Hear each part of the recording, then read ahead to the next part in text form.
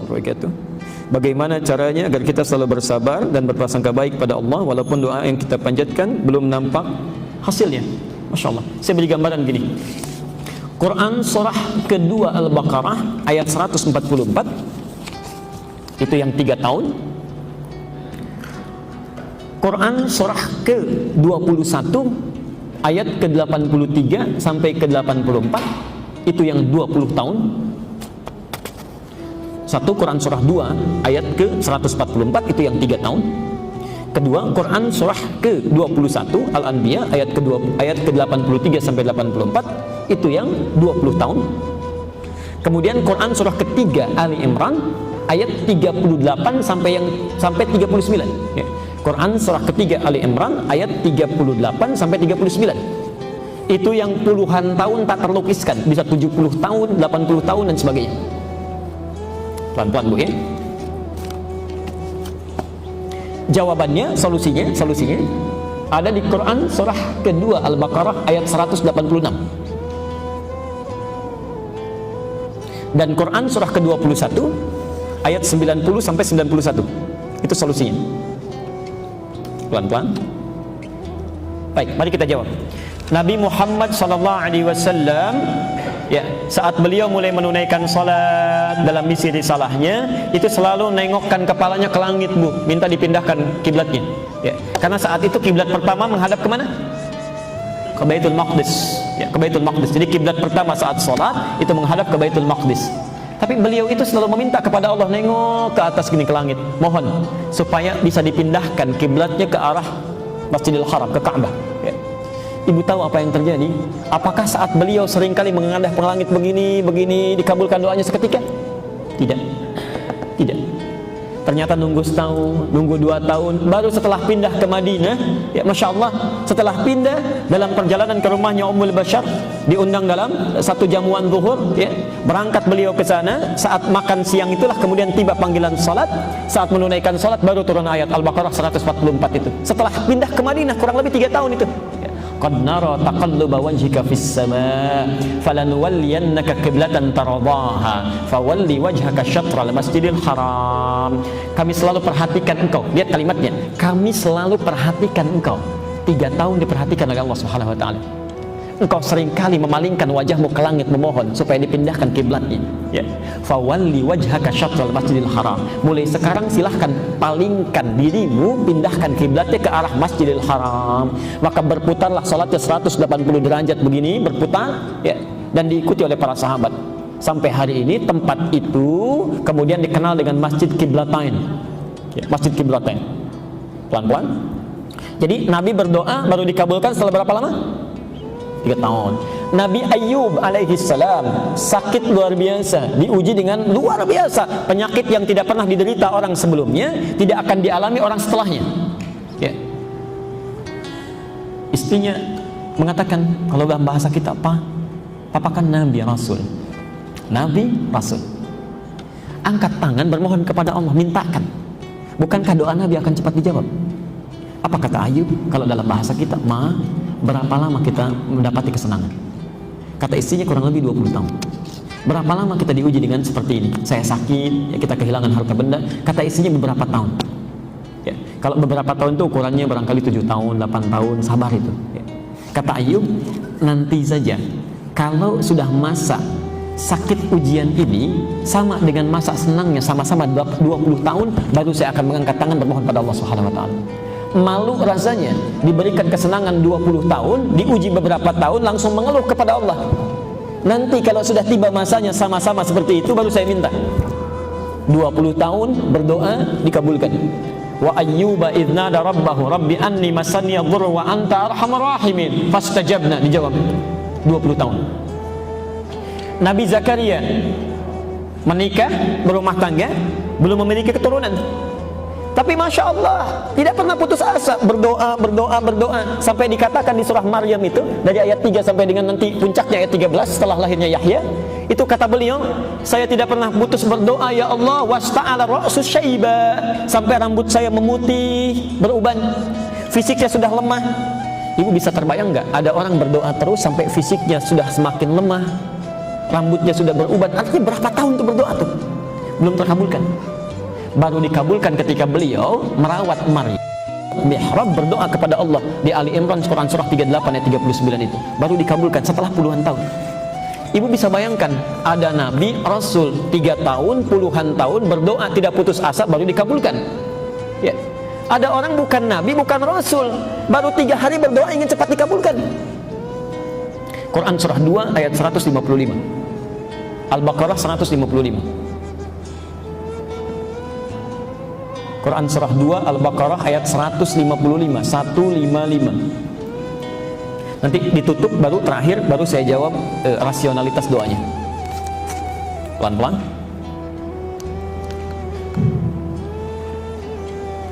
Posisi sebelah kiri paling atas.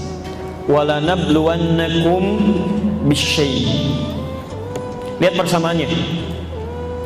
Dan setiap orang yang hidup, kata Al-Quran, setiap orang yang hidup pasti akan kami uji dengan berbagai persoalan kehidupan. Jadi kata Allah, setiap orang hidup pasti punya masalah, akan diuji dengan masalah. Perhatikan rumusnya Bu ya, Pak ya. Masalah ini diujikan oleh Allah kepada kita bukan ingin menjadikan kehidupan kita bermasalah, bukan, tapi untuk meningkatkan kualitas kehidupan kita menjadi lebih baik. Kalau tidak diciptakan marah, bagaimana ketahuan sabar? Kalau tidak dibuat bohong, bagaimana bisa ketahuan jujur? Ya. Kalau tidak diciptakan sombong, bagaimana bisa nampak rendah hati? Nah, jadi kata Quran, pasti orang hidup itu pasti punya masalah. Tidak ada yang hidup yang tidak punya masalah. Ibu tuh kelihatan tenang-tenang nulis, itu mustahil nggak punya masalah itu. Ya, barangkali lebih besar dibandingkan dengan yang terlukiskan. Ya. Di saat seseorang tidak ingin punya masalah, itu artinya nggak mau hidup. Ya. Karena persamaannya hidup pasti punya masalah. Saat dia tidak punya masalah, pasti sudah tidak hidup. Ya. Saya cek dulu, ibu ingin punya masalah atau tidak? Tidak. Agak bingung ini ya. Dijawab pengen, takut gak bisa selesai. Ya. Dijawab tidak, takut gak hidup. Lihat sini, masalahnya banyak ya. Minal khawfi wal ju'i wa naqsi minal amwali wal anfusi wat thamarat. Saya tutup ke ujungnya saja, lihat ujungnya. Wa basyiris sabirin. Kata Allah, berikan kabar gembira yang saat diberikan ujian itu dia sabar. Pelan-pelan dia sabar. Jadi rumusnya, saat kita diuji dengan masalah, saya, Anda, kita semua, kata Quran pilihannya cuma satu, tidak ada yang kedua, apalagi 3. Pilihannya hanya satu, sabar. Karena mengeluh tidak menyelesaikan persoalan. Ya. Ada banjir datang, macet. Ya. Sebagian gerbang tol Cikunir misalnya ada yang rubuh tuh kemarin. Orang pada mengeluh, ngapain ngeluh? Ya. Toh mengeluh juga tidak akan bisa memperbaiki itu lagi. Terima dulu. Ya, sabar dulu, terima. Kesabaran nanti melahirkan pikiran yang jernih, respon mulai muncul. Tapi yang menarik di Quran, kalau kesabaran sudah hadir, adab selanjutnya bukan ikhtiar dulu. Adab selanjutnya mintakan solusinya kepada Allah supaya dibimbing mencari solusi terbaik. Permintaan itu yang disebut dengan doa. Quran surah Al-Baqarah kedua ayat ke-45. Lihat. Wasta'inu bis sabri. Sabar dulu. Wasta'inu, ini poin kita. Kita ambil kesabrinya dulu, salatnya nanti di sesi yang lain. Kata Quran, jika Anda punya persoalan dalam kehidupan, mintakan solusinya. Minta solusi itu artinya berdoa. Ya, mohon kepada Allah, mohon. Ya. Bisabri, kalimat sabar digandingkan dengan minta tolong. Artinya sikap orang-orang yang sabar itu kalau bisa menerima dengan sabar, maka muncul jalan keluar yang pertama kali, dia akan mohonkan solusinya kepada Allah Subhanahu wa taala. Sikap sabar bisa melahirkan ketenangan, memudahkan kita untuk memanjatkan doa. Jelas sampai sini? Sekarang mari kita sambungkan. Kalau kemudian kita berdoa kepada Allah, lalu kita bertanya, bagaimana sifat Allah dalam mengabulkan doa kita? Apakah seketika akan dikabulkan? Apakah akan tertunda? Atau jangan-jangan diganti dengan yang lebih baik? Ya. Yuk sekarang kita bahas bagaimana cara Allah mengabulkan doa kita. Quran surah kedua Al-Baqarah ayat 186. Ini inti pertanyaannya tadi. Ya, kita akan jawab. Tadi pertanyaannya, bagaimana supaya kita bersabar saat doa kita mulai dipanjatkan atau menunggu jawaban dari doa. Lihat poinnya. Wa idza sa'alaka 'ibadi 'anni fa inni qarib. Al-Baqarah, Quran surah kedua ayat 186. Ayat 186. Wa idza sa'alaka 'ibadi 'anni fa inni qarib. Ya. Muhammad, jika ada hambaku mencari-cari aku, bertanya kepadamu. Jadi ada orang mencari-cari Allah. Maaf, saya tanya ibu, bapak, kalau ada orang mencari-cari Allah, umumnya itu apa kebutuhannya?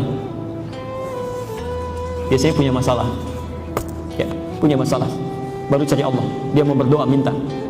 Perhatikan, ini bagus sekali dalam bahasa psikologi. Fa inni qarib. Katakan kepadanya, tidak usah lelah mencari. Aku sangat dekat. Sangat dekat. Ibu bayangkan begini ya, misal ustadznya terlambat, ada pengajian, ibu tanya, Bu, mana ustadznya? Aduh, saya belum tahu nih, belum ada info. Dengan yang kedua, ustadznya menyampaikan sudah dekat. Ya. Mana yang memberi harapan? Kalimat pertama atau yang kedua? Dan cenderung memberi ketenangan ya. Kata Allah, saya tidak perlu dicari, saya sangat dekat. Asal kamu mau mendekat, saya dekat. Yang paling menarik, lihat, setelah dekat dengan Allah baru dijawab, ujibu da'watad da'i idza da'an. Ya. Biasanya kalau sudah dekat dengan Allah kan minta ya, berdoa. Nah, kata Quran, sifat doa itu kalau dipanjatkan seharusnya akan dijawab. Ya. Akan dijawab. Mustahil ada doa yang tidak dijawab. Setiap doa itu pasti dijawab. Ya, pasti dijawab. Ya. Yang tidak dijawab itu cuma salah satunya tadi ya, ada sesuatu yang haram pada dirinya yang menjadikan doa terhambat ya. Jadi sifat doa kata Quran itu kapanpun akan dijawab. Bahasanya menggunakan ujib, fi'il mudhari pakai hamzah ya. Kalau kalimatnya fi'il mudhari dalam bahasa Inggris itu setidaknya punya 3 makna ya. Present, continuous, atau future. Kalau tidak sekarang dijawab, nanti dijawab, atau di masa yang akan datang pun akan diberikan. Sekarang perhatikan, cara Allah menjawab ini ternyata nanti ada 3 cara. 3 cara. Bisa present, saat dia meminta, seketika diberikan. Ibu minta, ya Allah, anak saya mau ujian, mohon luluskan ya Allah, seketika diberikan. Baik. 2, pelan-pelan. Dan kita berakhir di sini ya, mohon maaf karena kami harus ada di tempat lain harus mengisi. Kata Quran, Allah akan memberikan jawaban doa saat kita sanggup untuk menerimanya ya. Yang pertama langsung diberikan, yang kedua ditunda sampai kita sanggup menerima apa yang kita mohonkan ya. Saya berikan ilustrasinya begini, ibu punya anak SD, masih baru masuk SD kelas 1. Lihat teman-teman di sekitar yang sudah senior dibandingkan anak ibu itu sudah punya motor. Lantas anak ibu meminta anak bapak supaya bisa dibelikan motor. Anda punya kemampuan, dibelikan tidak? Tidak. Umumnya tidak. Umumnya tidak. Akan ditunda itu sampai dia sanggup untuk bisa menaikinya. Siap. Nah, ada sifat doa begitu. Kadang-kadang saat dimintakan menurut Allah, kamu jangan dulu ya. Ya Allah, saya butuh kendaraan ya Allah ya, supaya dengan kendaraan itu hamba bisa lebih mudah mengikuti taklim, salat berjamaah. Kata Allah, jangan dulu sekarang karena iman kamu belum kuat, masih naik turun. Nanti begitu punya kendaraan mulai muncul ria, amal kamu bisa habis ya. Wah, kalau dulu kan tinggal jalan, begitu punya motor den ya, baru berangkat masjid diputar-putar komplek tetangga itu ya. Nggak tahu tetangganya sedang ke Bandung, itu pahalanya habis. 3, Allah akan mengganti, ini poin pentingnya, mengganti apa yang diinginkan dengan apa yang dibutuhkan. Allah mengganti apa yang diinginkan dengan apa yang dibutuhkan. Kadang-kadang keinginan kita itu beda dengan kebutuhan kita. Karena itu saat kita meminta sesuatu, ini seringkali tidak sadar bahwa sebetulnya yang dimintakan itu sudah dikabulkan, cuma kita tidak sadar. Lebih baik sesuai dengan kemaslahatan hidup kita. Ingat, pengabulan doa itu bersanding dengan kebutuhan, bukan keinginan ya. Nah sekarang, bagaimana sikap kita kalau ternyata apa yang dimohonkan ini nampak belum terkabul seketika, Sama seperti Nabi meminta dikabulkan 3 tahun kemudian, Nabi Ayub 20 tahun kemudian, Nabi Zakaria puluhan tahun kemudian. Karena menurut Allah Nabi saja belum siap sekarang, nanti ada tahapan-tahapan. Ya, barangkali kamu belum banyak berdoa, sekarang kamu banyak berdoa, pahala datang. Ya, dengan banyak berdoa tahajudnya jadi lebih rajin. Ya, bukankah kalau sudah punya masalah tahajudnya jadi rajin? Ya, puasanya meningkat, baca Qurannya nambah. Ya, itu di Quran surah ke-70 ayat 19 sampai 23. Itu kata Quran begitu tuh. Ada yang demikian. Ya, di Allah kadang-kadang biarkan itu supaya pahala berkumpul. Ya, tapi yang menarik, cara kita menyikapinya itu tidak mudah. Kadang-kadang naik turun. Apa Allah tidak mengabulkan juga ya? Nah, kita tutup. Kalau dalam suasana demikian, maka Allah berikan jawaban di Quran surah kedua Al-Baqarah ayat 216. Ini pamungkasnya. Ya, Quran surah kedua ayat 216. Posisi sebelah kiri paling atas. Sudah? Kutiba alaikumul qitalu wa huwa kurhul lakum. Jika Anda punya persoalan serius dalam kehidupan, ya, saya ulang. Kata Allah, diwajibkan bagi kalian itu berperang, memerangi diri. Ya.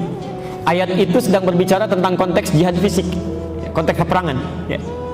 Tapi ulama tafsir memahaminya dengan lebih luas. Ya. Perang yang paling sulit itu bukan memerangi musuh yang nampak, ya, tapi memerangi keadaan diri kita yang tidak stabil. Ya. Perang melawan iri hati, perang melawan malas, perang melawan dengki, ya, perang melawan hal-hal buruk dalam diri. Nah, kata Quran, lihat kalimatnya. Kalau ibu bapak punya perasaan-perasaan yang tidak baik saat berdoa kok belum dikabulkan juga, kata Quran perangi itu. Ya. Wa huwa kurhul lakum, walaupun saat memerangi perasaan itu barangkali tidak menyenangkan itu, gak enak. Ya. Lihat logikanya. Asa an takrahu syai'an fa huwa khairul lakum. Asa an takrahu syai'an fa huwa khairul lakum. Boleh jadi di balik yang tidak disukai itu ada hal-hal yang terbaik yang Allah siapkan untuk Anda. Kita harap-harap ingin dikabulkan segera, kata Allah jangan. Ada pahala yang saya mau berikan karena kamu seringnya berdoa, seringnya salat, seringnya baca Quran. Wa asa an tuhibbu syai'an fa huwa syarrul lakum.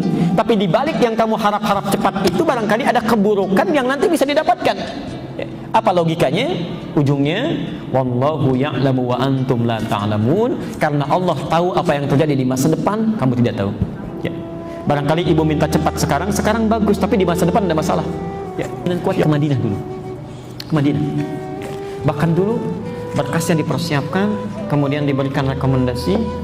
Dan kalau dalam hukum diberikan tanda tangan yang rasanya di Timur Tengah itu sulit untuk menolak, ya, karena ada tokoh-tokoh tertentu di Indonesia yang kalau sudah memberikan rekomendasi itu cepat diterimanya. Ingin berangkat ke Madinah, ibu tahu apa yang terjadi? Qadarullah seketika terjadi bom Bali. Ya. Saat terjadi itu semua jatah-jatah beasiswa ke Timur Tengah itu ditutup peluangnya. Jangankan lewat beasiswa, masuk ke sana saja itu diperketat, tertutup. Anda tahu apa yang terjadi? Ingin ke Madinah, ke Saudi, tapi berangkatnya ke Libya, ke Tripoli. Saya baru mengerti setelah selesai masa studi itu. Ternyata lewat Libya itulah kita bisa singgah, bukan cuma sekedar ke Madinah. Ya. Kita bisa singgah ke Mesir, kita bisa singgah ke Tunisia, kita bisa singgah ke UAE, kita bisa singgah ke berbagai tempat, dan kita bisa ketahui itu. Kalaulah dulu Allah sampaikan saya dikabulkan misalnya ke Madinah saja, belum tentu bisa masuk ke negara lain. Ya. Tapi ternyata Allah menginginkan lebih. Karena itu, jika Anda sedang berharap sesuatu, sabar terima itu, barangkali ada yang lebih baik yang sedang Allah persiapkan di balik itu semua. Dan tolong jangan tergesa-gesa, kata Nabi, orang yang berdoa tergesa-gesa itu doanya tidak akan pernah dikabulkan. Ya. Kata sahabat, kita tutup, wa manil ajalah ya Rasulullah. Siapa yang tergesa-gesa itu ya Rasulullah? Yaitu orang yang saat berdoa langsung menyimpulkan doanya tidak terkabulkan, maka sepanjang dia berdoa tidak akan pernah dikabulkan lagi. Ya. Di apapun yang sudah disampaikan, tugas kita berdoa, tugas Allah mengabulkan. Dan tolong jangan mengerjakan sesuatu yang bukan urusan kita. Ya, jangan dipikirkan itu. Cukup ibu berdoa saja. Nanti giliran Allah yang dia mengabulkan.